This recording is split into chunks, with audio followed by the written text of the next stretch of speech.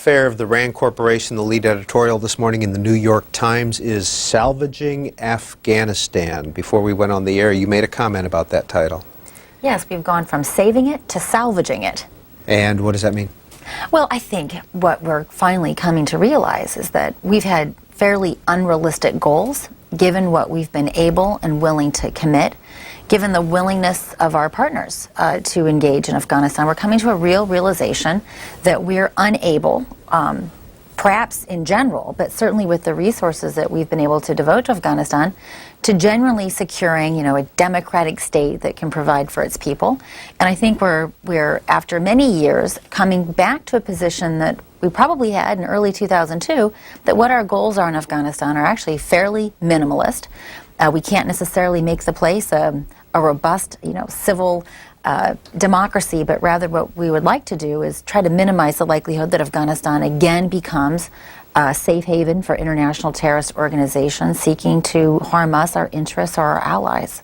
It's a very scaled-down version. So, number one, you do not think we should change our goals in Afghanistan? Listen, whether or not we should change our goals, I think what we really do have to do is take an honest assessment of where we are, given the decisions that we've made. A number of folks have noted that had we drawn different lessons from the Soviet experience and from the British experience, that is to say, everyone recounts the large disposition of forces that the Soviets had, and we've concluded that because the Soviets went big, that they lost. I draw a different set of conclusions. It's not how big they were, it's what they did. They aerially strafed villages, they raped and pillaged. That's what they did. That was probably more harmful than the size of their force. But we concluded from that experience that going big was bad, and we went in with a light footprint. And because of the engagement in Iraq, the strategic allurement away from the Afghan theater, we failed to recognize that we had to replace this light footprint with the right footprint. And instead, we relied upon discredited warlords to be sort of the outsourcers of security. And we made a number of missteps. And I think now we're really having to countenance the accumulating consequences of some very bad decisions. President Obama has proposed sending more troops there. Currently, the U.S. has, what, about 24,000 troops in Afghanistan? Yeah, plus or minus. I mean, there are two different missions. There's the ISAF mission under NATO, and then there's the Operation Enduring Freedom mission. Okay. Based out more of Tampa. Troops. Do you agree? Well, I think there's a very big question of whether this is the time to be sending more troops. A number of years ago, I think there was fairly strong consensus in Afghanistan that we want more troops. Now that consensus is at best ambivalent, because the problem is more troops means more kinetic engagements, more civilian losses. And Afghans are not impressed by the new metrics that we're killing fewer civilians per airstrike than we were 2 years ago. My concern is that it's still not clear to me that these additional reinforcements are going to be adequate to secure the place. It's not clear to me that the Afghans want an enlarged American presence. And, if there's not some consensus on what we're doing and why we should be there and in what capacity, this begins to look and smell more like an occupation than it did a number of years ago.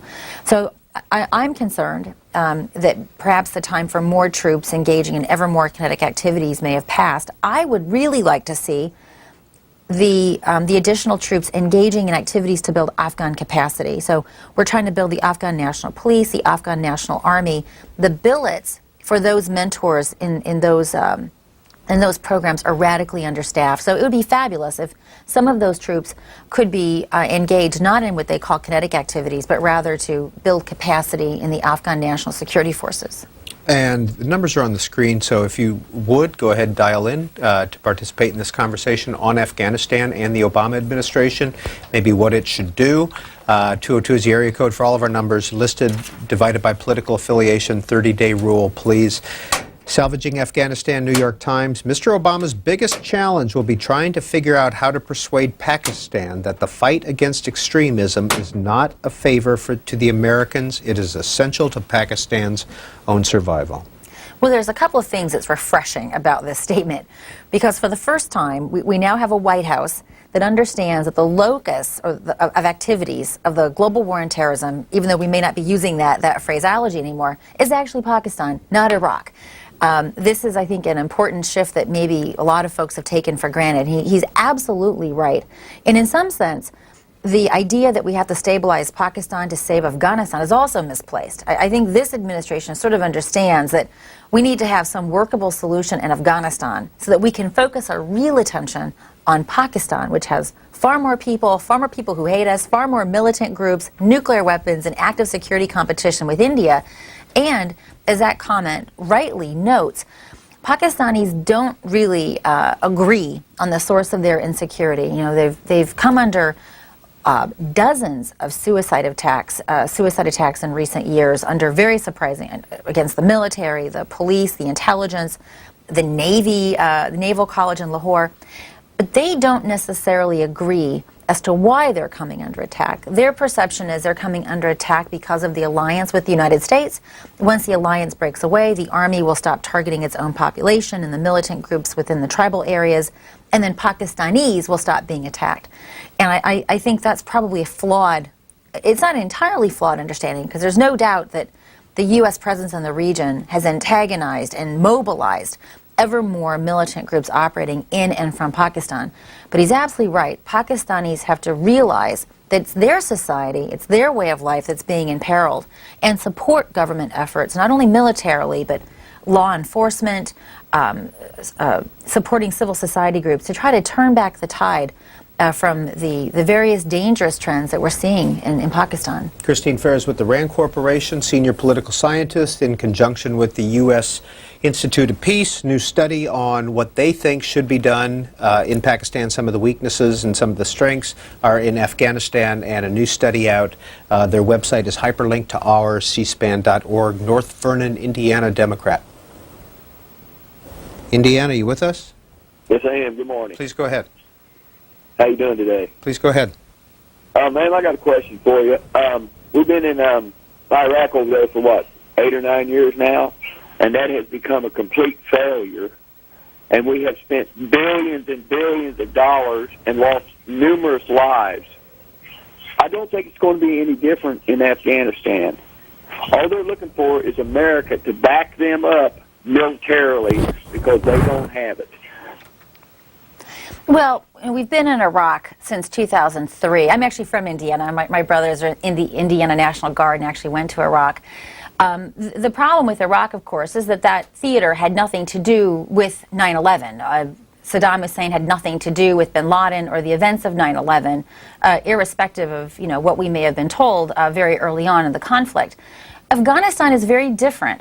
Afghanistan is where 9/11 was hatched. 9/11 is where Osama bin Laden, until 2001, when we invaded Afghanistan, was ensconced. So the problem, of course, with the Iraq War is that it took the attention off of the real objective of the global war on terrorism, which was capturing, detaining, arresting, bringing to justice, or otherwise eliminating Osama bin Laden. Now, the concern is, as you've noticed, attention has, after many years, fallen back onto Afghanistan. And a lot of missteps have been made in terms of the disposition of American troops, the lagging interest in NATO. And I might add, NATO should be even more concerned than we are about this region, because all of the terrorist, I shouldn't say all, the majority of terrorist conspiracies that have emerged in the UK and Europe have had their footprints in the Pakistan-Afghanistan tribal areas. So their lagging interest in this war is very surprising, given that they are very much at risk from the same region. So I think we do have a number of enduring security interests in that region. But I think the question is, how do we best secure them? As we note in the report, the military component is really only one. And Seth and I argue in this report that we really need to be focusing on building Afghan capacity to defend itself. The counterinsurgency literature is very clear. Foreign armies don't beat insurgents. Local forces do.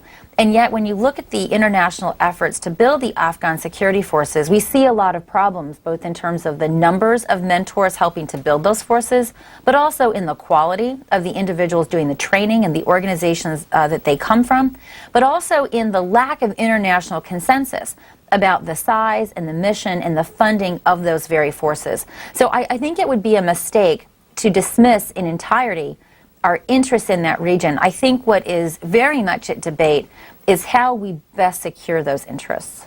San Diego, Republican.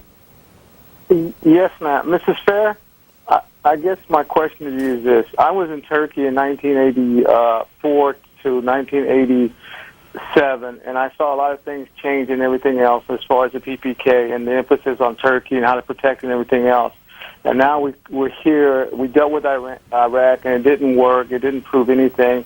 Now we're in Afghanistan. And I think the big question should be, as America is putting its forces there, really what benefit is it going to do? But the point is how Pakistan and India, their relationship is being strained. And I don't think Mr. Obama, President Obama, is really trying to look at it or getting the right information how Pakistan and India need to work out these issues. As far as the tribal regions and everything else, yes, I agree that we're trying to hunt down these terrorists and everything else, but you're not going to, it's like trying to fleas on a dog. You're not going to be able to get them all unless you make a big change, and that big change is between Pakistan and India.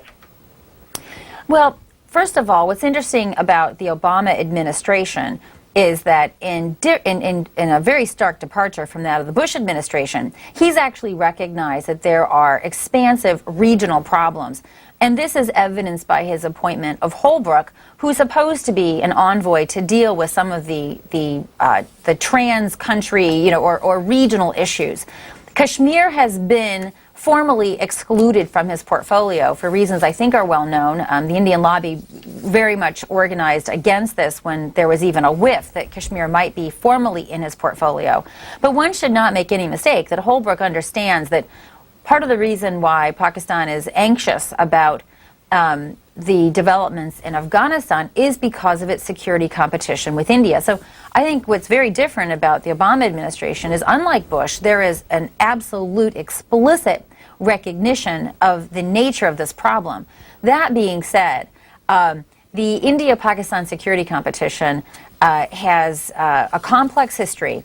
And simply, fixing the so-called border dispute running across the disputed territory of Kashmir is not going to make Pakistan stand down from its reliance upon militant proxies in the region. So, I understand the tenor of your argument, but I also think it's fairly misleading to reduce Pakistan's inability or unwillingness, and I think it's both. It's an incapacity as well as a lack of will to extend the writ of the state to the tribal areas, to the Indo-Pakistan security competition. I think that's just not necessarily logic that I would agree with. Phoenix, Arizona, Independent Line, you're on with Christine Fair of the RAND Corporation. Yes, good morning. My first impression of going into Afghanistan was to find Osama bin Laden and Al-Qaeda and all of the terrorists there. When did it become rebuilding Afghanistan and training their people and doing what Russia and Britain couldn't do? Well, that's a really good question. In 2002, the objectives were, as you said, really go after Al-Qaeda,